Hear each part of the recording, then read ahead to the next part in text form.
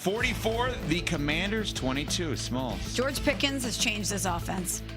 Dallas offense standing on GP now that CD is back on the field.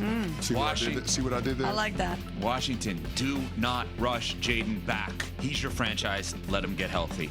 Smalls, you won, I think, yesterday? 27-23 Packers over the Cardinals. Smalls. The Packers may go as far as Josh Jacobs can carry them. Micah Parsons good at football. Confirmed.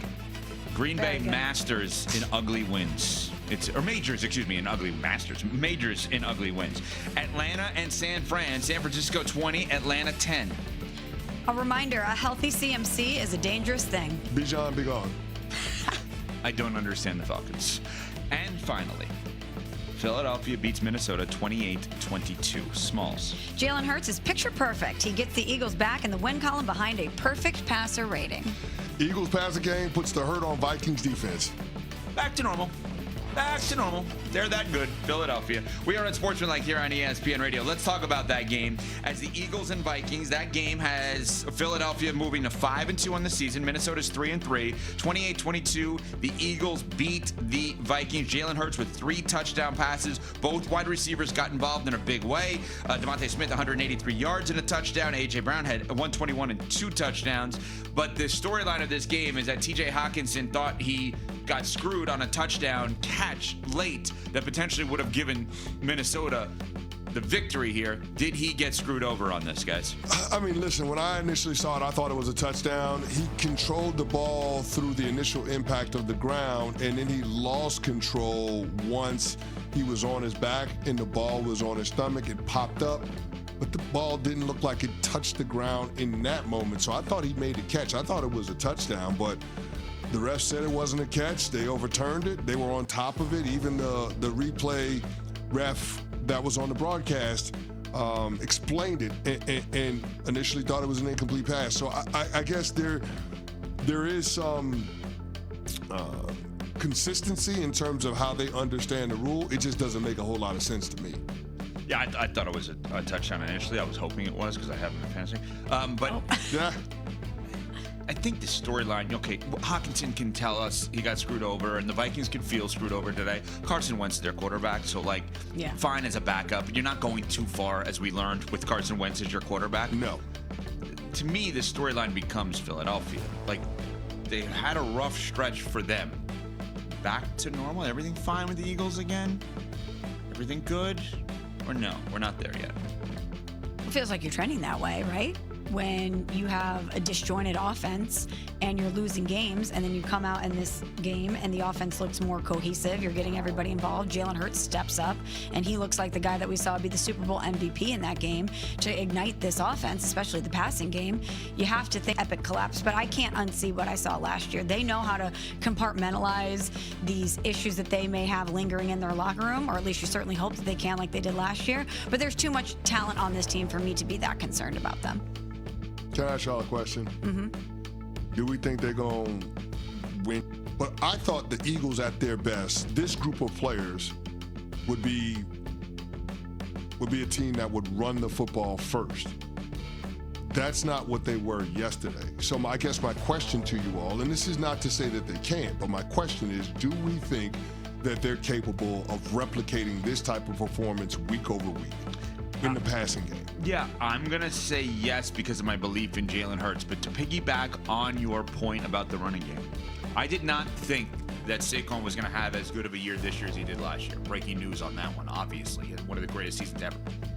But I thought when they added all these running backs, other guys would be good. I thought we'd be talking about, wow, Will Shipley's good. Tank Bigsby, they got from the Jaguars in a trade earlier this season. A.J. Dillon's out, who they got from the Pack. I thought they were just going to say, Saquon, you're not going to, almost NBA style, we're going to load manage Saquon, and then you're going to see all these other guys step up and be like, wow, you have a pretty good depth chart at that running back position. That just has not happened. And it goes back to probably the injuries and the defections across the offensive line. That this team needs to probably add more big pieces up front continuously to establish a running game. But you even asking that question is interesting to me because it means that you have some doubt, maybe, on a guy that you and I know, and Smalls, we've all been very supportive of in Jalen Hurts. You're not comfortable. Are you not comfortable? Let me do it this way. Are you not comfortable with them handing the offense to Jalen and say, we don't have a running game? We don't have one. We need to be a pass-first team to win games. No, I just don't believe that elite offenses are imbalanced in that way. I think you have to have, regardless of who the quarterback is. Regardless of who the quarterback is. This is not an insult or a slight toward Jalen Hurts. I think he is more than capable. I said it before, I'll say it again, he's top 5 and he ain't 5. But I still think you have to have balance. You can't be a volume passing team and have 40 pass attempts every single game, because opposing defenses are going to tee off on you. And at some point, in order to close out games, you got to be able to run the football. I'm pretty sure they wish they had a running game against the Denver Broncos a few weeks ago when they gave up 18-point lead, but they didn't. And so I guess that's the question that I have is, are we going to get the best version of the Philadelphia Eagles if they can't consistently move the football on the ground? Coming up, everybody's trying to run off a 70-plus-year-old coach. Not the one you... Back to Bo Nix. Brought the Broncos all the way home on Sunday, but his fourth quarter performance was unmatched in NFL history. He's the first player ever to throw multiple touchdowns and rush for multiple touchdowns in any quarter of any game. All right, Tim, so another week, another candidate for Game of the Year. What did you like from Bo Nix and the Broncos specifically, though, on that game-winning drive?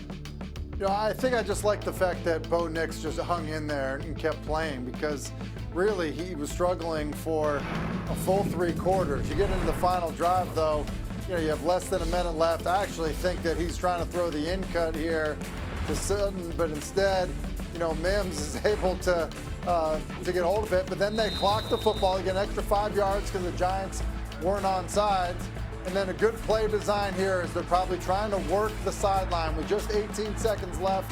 You are, you know, flirting with, you know, the clock running out, not being able to spike it.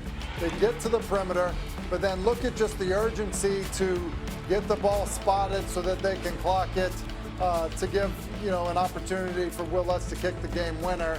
I just think the operation in the poise to handle it that way. You heard Bo Nix say, you know, he hadn't won a game like that in Denver.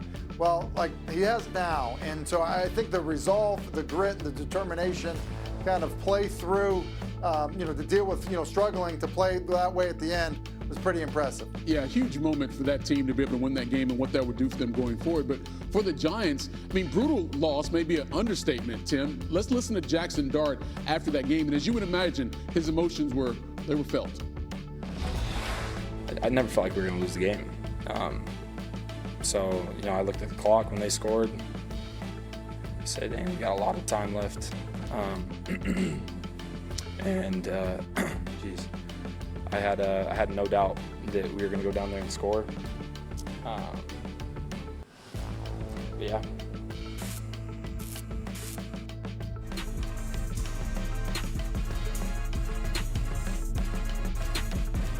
Evan, Canty, and Michelle are unsportsmanlike.